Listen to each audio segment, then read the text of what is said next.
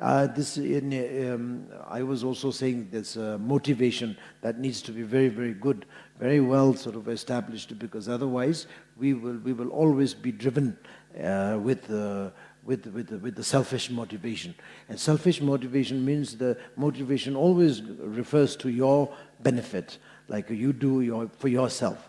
You know, you do the circumambulation for yourself, you do offering for yourself, you do everything, whatever you do, it's for yourself, not for others. Sometimes you can sort of like dedicate it for your family members or for your friends and beloved ones, but that is also very much linked with the selfish attitude. So that's the reason why I'm trying to sort of explain this kind of thing should never be happened. Because that really ruins the life. I mean, that ruins the entire spiritual life. When even though we wanted to practice the Buddha's teaching, but we don't manage. We are not managing to do it just because of the motivation, just because of the just because of the selfish attitude. We always have a very much selfish attitude. You always wanted to look after yourself, which is very important actually, but methodically speaking, methodically speaking, in a method, in a spiritual method, it doesn't really work that way. It has to really be dedicating for others, so that it will definitely benefiting yourself also at the same time. But you have to really be doing according to the Lord Buddha's teaching, which is the selfless way of doing practices. That is very important, especially in the Mahayana tradition, which is, of course, we all are claim ourselves to be Mahayana practitioner. And of course, many of you are not only Mahayana, of course, you are claiming yourself as a Vajrayana practitioner. You are practicing Om Mani Padme Hum, or you are practicing Om Maho Vajra Guru Brahma Siddhi Hum, Guru Yoga, and Vajrasattva, blah, blah, blah, blah, blah, So we all are very much claiming ourselves to be a Vajrayana practitioner. So how can we practice Vajrayana without having an establishment of the Mahayana basic, Mahayana basic understanding of compassion and love? There shouldn't be, that part should never be missing. That is very important. So therefore, that we have to be Mahayana first. Mahayana is very much needed. This is what I'm trying to say to Ladakis and also the local people in local language. That, the Mahayana is very important. So therefore, you have to have some understanding of the compassion and love. You must develop some sort of a very strong sense of compassion because of the knowing, because of knowing the fact that all the sentient beings are going through this tremendous sufferings. Like, for example, those beings who are slaughtering for the meat, supplying meat, or you will know how torturing they are going through. So we should be thinking about them. And if we are really selfish oriented person, then we should really be telling ourselves that these beings are your mother, these beings are your wife, these beings are your children, these beings are your father. Once upon a time, it has been like that. So there's of course the physical body has been changed, but mentally they are my parents, they are your parents, they are your family members, they are your beloved. But not only just once upon a time, but of course it became your father, your mother, countless of time. So therefore, one has to really be saying, okay, my fathers, my mother, my beloved ones are suffering tremendously in a slaughter place. So the people are slaughtering. Everybody is slaughtering, and everybody. Now the beings are some beings are they are how do you say, they are literally cooked. They are boiled. They're boiled in the water. They put in the water like hens and also the chickens. They put many of them now. They're putting in the hot pot that has the water, the boiling water. So then they put the chicken in that boiled water, live. And then it's because they're doing this because they wanted to have an easy way of plucking the feather.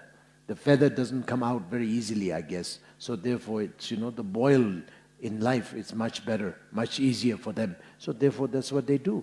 So, you just can simply imagine that how suffering that is going to be for these chickens and hens and all these things. And Vietnam, I was told, some of the nuns, they told me that, the dogs that they are eating, they also get boiled. So that's the thing, because it's easier to sort of peel the skin out. I think it is very easy. That is the reason why they are boiling the animal. There's living animal, boiled in the water, just like that. Can you beat it? Just you can just simply imagine how this could be happened to a being. So that's what you have to be always telling yourself and train yourself to think about this. Right now we are not training ourselves, so therefore we are just we are just, how do you say, wasting our own time and energy and all these things, and we always think about ourselves. We my I.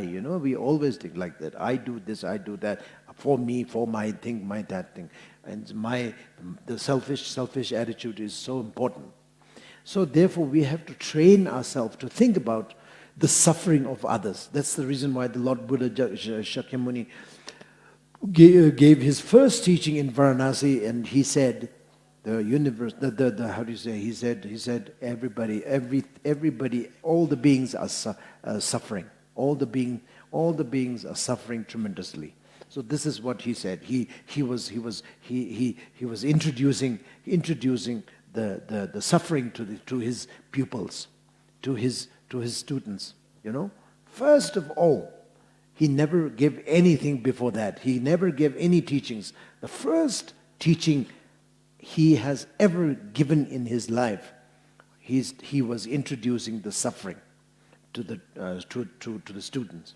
So this is why he was doing this, is because that that has to be the principle. The understanding of suffering is the principle of the teaching of Lord Buddha, and that has to be the principle of the practice of the path of the enlightenment or well-being of the humanity. That's very important. So that's the reason why Lord Buddha chosen to say that. So we all, as a follower of Lord Buddha, we need to know the suffering of the beings. Yourself, suffering of yourself as well as the others. But obviously, I would always say that the sufferings that you can see, what's really going on out there, is a very, very, very great teaching, I would say. So that needs to be observed. That needs to be looked. That needs to be thought. That's really need to be put into the practice. That is the thing. Whatever we see, whatever we feel, whatever we experience, we just don't. We just don't. How do you say? We just don't want to acknowledge.